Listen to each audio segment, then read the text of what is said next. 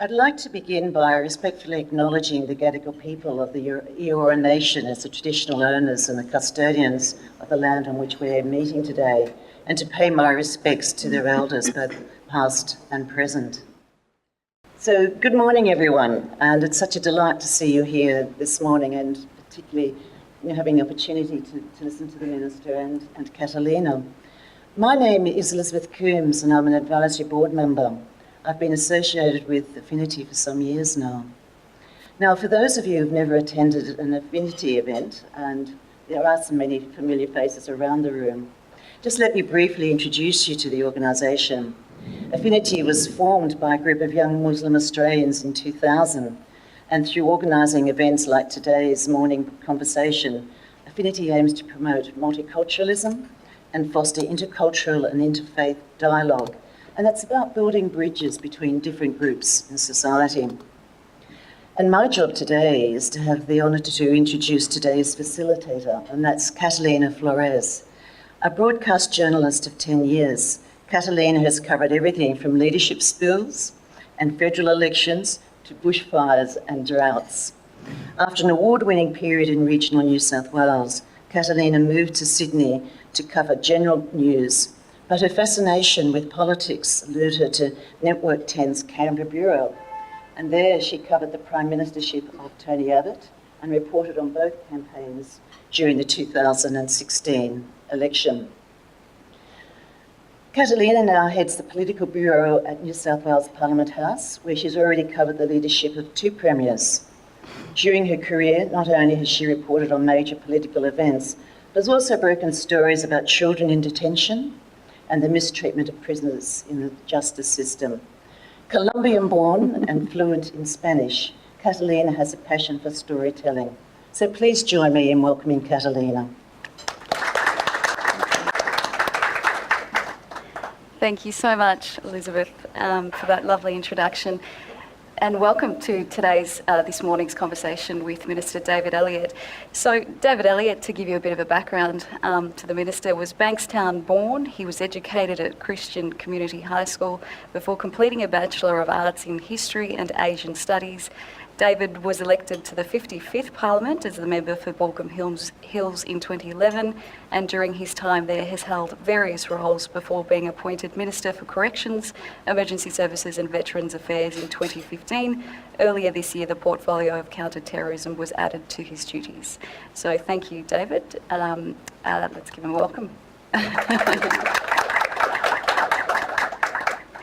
So for the purpose of today's chat, we're focusing on Veterans Affairs, obviously, Minister. But before we delve into the issues, I wanted to give everyone context and start with your personal background. You joined the Army in 1995. Can you talk us through that? Yeah, I actually joined the Army Reserve a little bit before then when I was a university student. I'd always had an unhealthy preoccupation with Australian military history from growing up in Bankstown in a working class family in Western Sydney. It was one of the escapes that we got as I certainly got as a kid was to museums. My mum used to always take me to museums and war memorials. I thought because she was a very enlightened person, and she indeed is an enlightened person, but it was also because they were free. And so when you're growing up and and she had this young boy to try to entertain at school holidays, I knew my way around every art gallery, museum and war memorial in New South Wales, I think. But it inspired me to research and study history at university. I have a great uncle who's buried in Calais on the Western Front. He actually was 19 when he went off to the First World War and was shot in the January 1917 and was died in the military hospital and buried in February 1917. And another great uncle won the military medal, but he came back from. So I had that sort of his family link, but as well as just a natural interest in Australian military history. Now, that led me to an interest in the military proper, in the modern day defence force. When I graduated from when I was at university, I joined the Army Reserve just with a whole lot of other mates. It was something to do, tax-free money and all that sort of things. And then when I graduated, I actually worked for John Howard over my time during my university years as a part-time research officer. And I was looking for a career. I'd worked in the police media unit after graduation. So when the Army said to me, you know, if you want to come full-time as an Army public affairs officer, it was something that was of great interest to me. So I did what they call the direct entry officers course and joined the regular Army. Had a couple of years in the regular Army, working on staff of both Army and Navy, senior Army and Navy officers. Then went back to the reserve for a couple of years while I returned to politics, and then after the East Timor campaign, a lot of reservists were engaged to peacekeep elsewhere because most of the regular Army was called to East Timor. So I was given an opportunity to do a 6-month or 5-month peacekeeping operation in Bougainville. If you ever get a chance to go there, don't. That was a Australian-led, actually I think it was originally a New Zealand-led peacekeeping operation after the terrible civil war that occurred there. And so that was a great opportunity. The Army was very good to me. I also did my master's degree through the Army because of a very strong focus on education, particularly for officers. So I used also my regular Army service as an opportunity to do a master's degree, which the military paid for. So as a Scotsman, it sounded like a good investment. Well, it sounds like it was not only in your blood. It sounds like it was you were always going to do it. Yeah. I remember as a kid, I always said to my mum, I was going to join the military, and I think you know it was seen as a solid career, and so being able to fulfil that dream, it was never going to be a lifelong career for me. I think I'd always also wanted to pursue a political career as well, but it's certainly one of the most. And I've got my eldest son now has just joined the cadets, and he's got his I think he's just finished his 2nd year and got his first promotion. So it's something that hopefully he'll pursue as well. It's not going too far from the family. Absolutely. So I'm interested in your maiden speech. You said that your military career was an unremarkable one, except for working with Peter Cosgrove and serving in PNG. So just explain that. Okay. Well, I have to make sure that. I'm glad you quoted that because I've got Captain Fowler and Brigadier Bridie here, so they have to know. It was unremarkable in the sense that I looked around and, you know, there were. I was mates with guys that were in the Special Forces. I was mates with guys that had, you know, been on the first wave in Somalia, Operation Desert Shield. I had mates that, you know, had done back-to-back operations in East Timor and Afghanistan, and so. An Army public affairs officer, although as I often remind my sons who laugh at me about my military career, I say, you know, Winston Churchill, Banjo Patterson and Keith Murdoch were all Army public affairs officers, so we've got some good credentials there. But my job, it was actually, I mean, everybody thinks their job's the best thing in the military, but my job as an Army public affairs officer, yes, I was a captain in the Army and I had to do all staff officer roles and I had to do all the other stuff that every Army officer's got to do. But my day-to-day job was telling the stories of these soldiers, and there was something really fulfilling about going on patrol with this young Lance Corporal from West Wollabadar and being able to get his story out. And so you know, one of the most rewarding things was, you know, being at the headquarters and having some young bloke come and say to me, "Oh, Mum really loved reading about me in the paper," and you thought, you know, that's good. That's, you know, morale is very important on operations, and morale can be easily affected by how much support soldiers are getting from their families back home. And mums love nothing more than be able to say to their you know, Auntie Joyce and the girl in the coffee shop that, you know, did you read about my son in the newspaper the other day? So that was a really, really exciting. There was some nasty stuff as well. I had to provide media support during the Black Hawk disaster that we had in far north Queensland it was 97. We lost a soldier in Bougainville by peacekeeping. And there's and the managing of media there was very delicate. I mean, we had to release to the media that a 21-year-old male was killed while peacekeeping in Bougainville, and that was going to go out pretty quickly because the media got wind of it pretty quickly.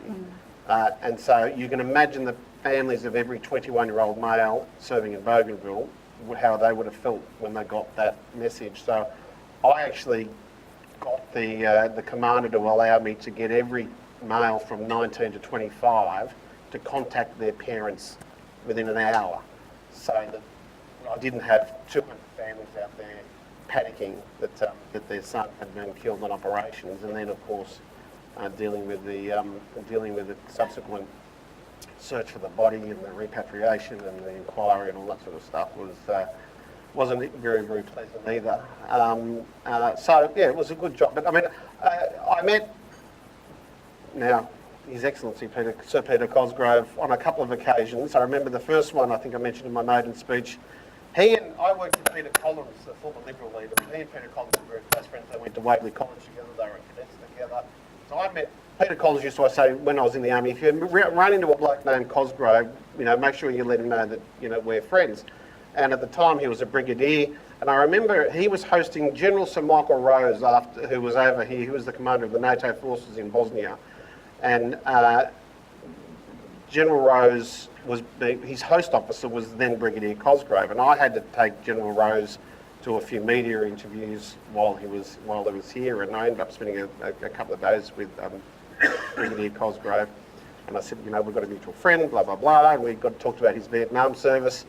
And I remember vividly him saying to me, this is my ceiling rank, they're giving me Brigadier because, it'll be time to go. And I reminded him at my maiden speech when he just retired as the Chief of Defence Force that you were supposed to retire as Brigadier, sir, and now, of course, he's the Commander-in-Chief of the military. So if that was his ceiling rank, all power to him. Who knows what's next? So I guess, given that we know that context, how important is that history to what you're doing now, in particular, being the Minister for Veterans Affairs? Well, it was the perfect apprenticeship. I mean, most people say, and I suppose I shouldn't say that because I would think that the most honourable calling I ever had was being commissioned as an Australian Army officer, more so than a politician. I tell you what, a hell of a lot more respected too.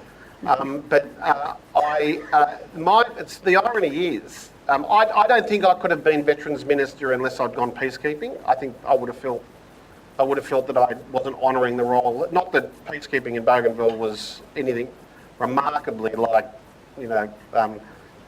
Vietnam or Afghanistan or Iraq, but at least I got the opportunity to serve overseas on an operation and see and experience that, the camaraderie that you get with soldiers when you're working overseas, the feeling of emptiness because you're away from your family for so long. And all of those emotions, it certainly was the perfect apprenticeship for the role. But the beauty I had, of course, is as somebody who worked in military public affairs, in military storytelling, I got exposure to the stories of Charles Bean. Any public affairs officer in the military worth his salt would have read most of what Charles Bean had written in the First World War. We knew what Keith Murdoch had done. We'd read Banjo Patterson's dispatches and had been exposed. Most of us had read Winston Churchill's the columns and articles that he'd written from the Boer War. So it gives me the opportunity. I think it was a great apprenticeship in being able to tell the stories of what the Australian soldier was and how it's evolved over 100 years. I mean, when I was peacekeeping, there was a young corporal that I became quite friendly with, whose name was Mohammed. Pretty much, as far as I could see, the first. Well, he was certainly the only Australian Muslim on that peacekeeping operation. And I tell you now, when I'm Minister for Counter-Terrorism, and I have people make disparaging remarks about the Islamic faith, I just remind them that I was peacekeeping with a bloke named Mohammed in the Australian Army. Where did you serve? And they talk about how patriotic they are and how unpatriotic other people are. Well, I can tell you that the modern army of today is becoming very much reflective of of Australian society. And as a public affairs officer, I got to tell that story, and certainly in its early stages. Well, it's interesting you mentioned that because perhaps as someone who hasn't been sort of around the military, I wouldn't necessarily have thought of the military as something that perhaps can break down the barriers and unite different cultures, but it sounds like it does. Oh, yeah. There's the military is an interesting beast in the sense that when you join, all of your differences are broken down, which is why you're all called recruits or officer cadets, and you know, what do they say? There is no rank in the bathroom. I won't explain what that means. And they play sport like rugby because there's no rank in the rugby. You know, a corporal can beat the bejesus out of a major on the rugby field, and everything's all over when they leave the paddock. So you do find yourself, when you're in that tight working environment, when you're reliant on other people, when you're asked to have other people rely on you, you'd be surprised how all those inhibitions just go away, and any existing prejudices go away. I'm not saying it doesn't still exist; it does still exist, and I saw stupid examples of I wouldn't say prejudice, but stupid examples of people's inability to understand other cultures. But it's very rare these days. It's very rare these days. And the more you get women into some of these roles, the more you find. And I found that as Emergency Services Minister in the Fire Brigade, when they used to say to me, we're going proactive with putting women in the fire brigade. At the back of my head, I'm thinking to myself, I hope that little girl that we've just marched out on the parade ground of the fire brigade isn't the one that's expected to carry me out of a burning fire, because she's probably going to have difficulty. But when I see how those people bring a lot of calmness to what is a very, very tense environment, and there's not as much testosterone around, and there's not as much Australian larrikinism around, and in the simple, I shouldn't say larrikinism because that's very good in the army. We actually encourage that sort of thing in the military. But when I see how people have become much more tolerant of their workmates, well, that works very well. And when you think the modern army today, you know, we don't march them out onto a battlefield at dawn and shoot until it's dusk and then come back and sip tea. Those days are gone. The modern soldier is more of a police officer. You know, they go and they're a diplomat. They've got to do everything. And so if they're tolerant inside their command, well, then they're going to be a lot more probably enlightened and tolerant with the work that they do on whether they're peacekeeping or on operations or whatever else they're called to do. And as you say, I guess it's important that it does reflect modern Australia. Yeah, it does, and it always has, I think. And so this is nothing new. It's just that, you know, the percentage of people that are represented in the community are now more and more likely to become the percentage of people represented in the military. So you've just returned from Israel, where the centenary of the Battle of Beersheba was marked, obviously, the Australian Light Horse March. It's remembered as Australia's first real victory. Now, I know you were saying you took some students with you. Tell us a bit about what this was like. Well, it was a wonderful opportunity. I did a little bit of counter-terrorism stuff there as well, but this is an annual event that I do with Clubs New South Wales. We have an essay competition, and it goes out to all 16 and 17-year-old kids right across New South Wales, and they're encouraged to write a 1,000-word essay, which is judged by, you know, retired generals, retired colonels, retired premier, and then we get down to 6, and then we take them. So we've taken we've taken 6 kids a couple of years ago. We started off. We took 6 kids to Gallipoli. We've taken kids to the Western Front. We've taken them to Greece, and this year we went to the 100th anniversary of Beersheba. I hasten to add, though, my first meeting in Israel was with a retired general, and he said it was day one of my visit, and he said to me, "Oh, you're here for Beersheba," and I said, "Yes, sir. We're going to the commemoration. It'll be a great day of reflection on the battle in Beersheba." And he said, "Yes, because you won that one, didn't you?" As if we'd lost the last one, which I thought, yeah, you're right, we do commemorate all our losses, don't we? So this was a great celebration for the victory. So these 6 students, all this year, just coincidentally, all from public schools, from Cootamundra to Taree, from St George District to the Hawkesbury, were given this opportunity of a lifetime, and they went to Lemnos and Greece and Crete and saw the battlefields there, and then they arrived in Tel Aviv and they visited an archaeological site. They visited Masada. They spent a full day in Beersheba. They attended the ceremony with the Prime Minister for the commemoration of the Light Horse Charge. Then they went to the Turkish ambassador's ceremony to commemorate the losses of the Turkish soldiers. And I think that's a nice quirk of Australian history. I looked around at the Turkish consul or the ambassador's service commemoration, and there were more Australians there than Turks, and I think that's a good reflection of where we stand as a nation. We're prepared to stand there in the hot sun in Israel and commemorate the loss of our enemy, or our then enemy, because of course the relations there are exceptionally good. And then the students went to Jerusalem, and it's a great opportunity. It's a great opportunity to see these kids evolve. I remember one group of 6 we took. 3 of them came from non-English speaking background, 2 of them came from refugee families, and half of them had never left New South Wales before. And so, sending them to embassy parties and asking them at no notice to do a media interview and make a vote of thanks to an ambassador. It's like 6 shy little kids from suburban New South Wales. They just come out of their shell, and some of them, as I said, have come from very modest backgrounds. But if you read their essays, they're better than anything that I could have written in my mind. And if you see how, and then all of them I've monitored since the first one we did 3 years ago. They've all gone off to university and they're doing great things.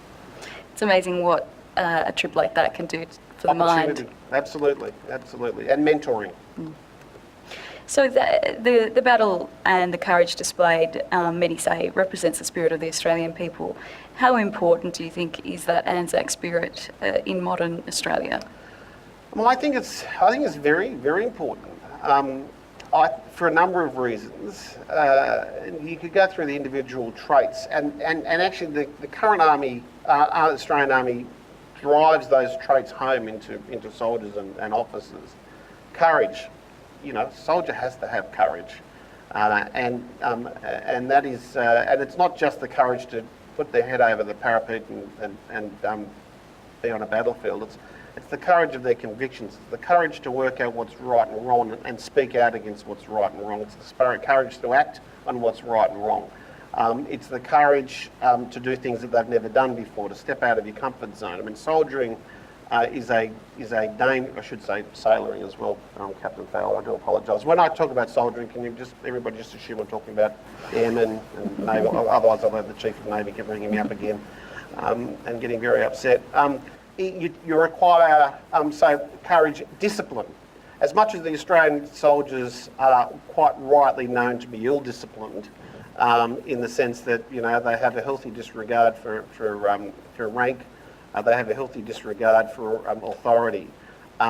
They also are known to be some of the toughest soldiers on the earth, and that's a fair.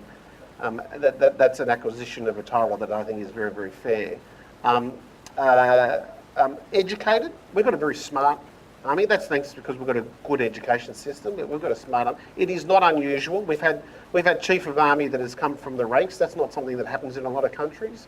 Somebody has joined as a soldier. I think we've had, and there's plenty of officers out there that have come through the ranks, and that's because they're smart and they can apply for a commission and get through the process. Tolerant. I think, yes, there are. You could throw at me half a dozen examples of intolerance from the Australian Defence Force over the last 50 years, but I could probably. That's because we don't promote the millions of examples of tolerance that the Australian soldiers have shown, and so I think those traits were born on the battlefields of Beersheba and Gallipoli, but I can tell you that they are just as important today as they were in the past, which is why every citizenship ceremony that I go to and preside over in my electorate, I encourage all of the new citizens to go and learn something about Australia's military history. Just find one period, one battle, and be an expert on it. Whether that be Capillon, whether it be Long Tan, whether it be our peacekeeping operations in Afghanistan, whether it be Gallipoli, Dakota, whatever, just go and become an expert on it. Because if you understand Australia's military story, you'll understand what it really means to be an Australian. So in terms of how we honour our veterans, the Invictus Games are coming to Sydney next year. So this is a sporting competition, for those who don't know about it, founded by Prince Harry for wounded, injured and ill servicemen and women from around the world. Yeah. It obviously gets a lot of attention because of that celebrity royal element. Yeah. Do you think this is a good way of not only showcasing but respecting, honouring and recognising the service of... Oh, absolutely. Now, I'll go so far as to say, and this is probably a little bit controversial, if Prince Harry wasn't a returned serviceman, he wouldn't have been able to pull this off. Because I've seen him around veterans in the period that we've been preparing for the Invictus Games, and let me tell you, they look at this bloke as just another returned serviceman. They don't see him as Prince Harry. I mean, I've had one. You know, I've watched people call him Harry, at some of these events. Now, that just wouldn't happen if he wasn't a returned serviceman. They wouldn't feel comfortable. That just proves to me that they let their guard down when they're around him because they feel so comfortable when they're around him. So I think this will be the highlight of my political career. I think as being hosting the Invictus Games next year, right before we commemorate the 100th anniversary of the armistice, right at the time when we'll be finishing the War Memorial at Hyde Park. So this is going to be very, very special for us. And I think it is probably the most honourable thing a member of the royal family can do is use their influence to put on this event. Not because it's sport, and Australians love sport, not because it's for our veterans, because Australians celebrate their veterans more than any other group, I think, but because it shows resilience and that's what soldiers are, they're resilient, and it also reinforces some of those other attributes that I mentioned before: courage, dedication, mateship, sense of fairness. I mean, sports, what do we love after a sporting event? The fact in Australia, the fact that it's been fair. If it's not fair, we upset the referee and say nasty things about it. Yeah. So I guess, and the other thing that it serves is making that transition back to civilian life easier, I imagine. Yeah, and that is important, which is why, a shameless plug for the New South Wales government, we've actually got a veterans employment program in New South Wales, because Mike Baird and Gladys has pursued it as well. We set aside 200 jobs, or targeted 200 jobs over the course of this parliamentary term for veterans to go into the public service. Now, because all the war memorials in the state and all the sporting events in the state mean nothing if we're not looking after veterans' welfare. One thing, the return to civilian life for a lot of these guys is difficult, particularly if they've been in for 20 years or 30 years, particularly if they've been on operations where they've suffered PTSD. So there's, I think, 2,400 people discharging in New South Wales every year. So we challenged ourselves for 200 jobs in the state public service over the course of this parliamentary term. The inspiration, I have to say, came very much from Captain Fowler and his wife, the Consul General, and JP Morgan, and there's been a couple of companies that have been doing this, so we were inspired by that. Halfway through the program, we've, I think I can give you a scoop, we've audited and we're about to identify the fact that it's nearly 500 jobs that we've actually placed. So Invictus Veterans Employment Program, these are ways of making sure that transition to civilian life is smooth, is, and Invictus is good because one of the reasons why the RSL in Australia is so powerful, albeit the last 4 months we've had our challenges, of course, but one of the reasons why it's so powerful is because it provides a camaraderie for veterans that they enjoyed in the military that they lose in civilian life.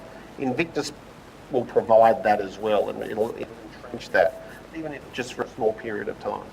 Well, yeah, and I mean, you mentioned PTSD, and we hear a lot about mental health, especially with our veterans and returning soldiers, and rightly so. Like it should be spoken about. Do you think that enough is being done to tackle that? Who knows? Because we don't. A lot of this PTSD won't come out for 20 years. I must say, again, something controversial. I get concerned that people will think that PTSD is a norm for returned servicemen, because it's just not. The vast majority of soldiers come back from operations, either discharge or return to a military post, and there's no problems. There's no problems at all. But we have had obviously periods where soldiers have returned and within a defined period had PTSD has occurred, and they haven't felt the confidence to talk about it, or they haven't felt the acceptance to talk about it. And if you have a look, there's nothing new. In the First World War, we shot people who we thought were cowardice. Turns out that most of them were probably just genuinely traumatised. Then at the end of that war, I think that's my phone setting that off, isn't it?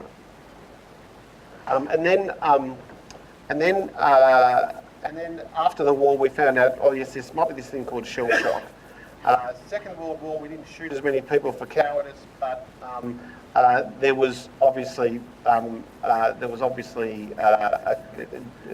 move, a genuine move.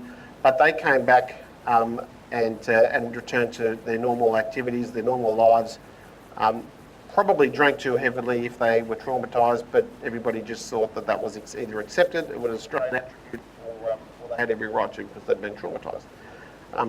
Vietnam, they all took, if they were traumatised, they either took to drugs or alcohol, or just were permanently unable to work. Now we're managing it.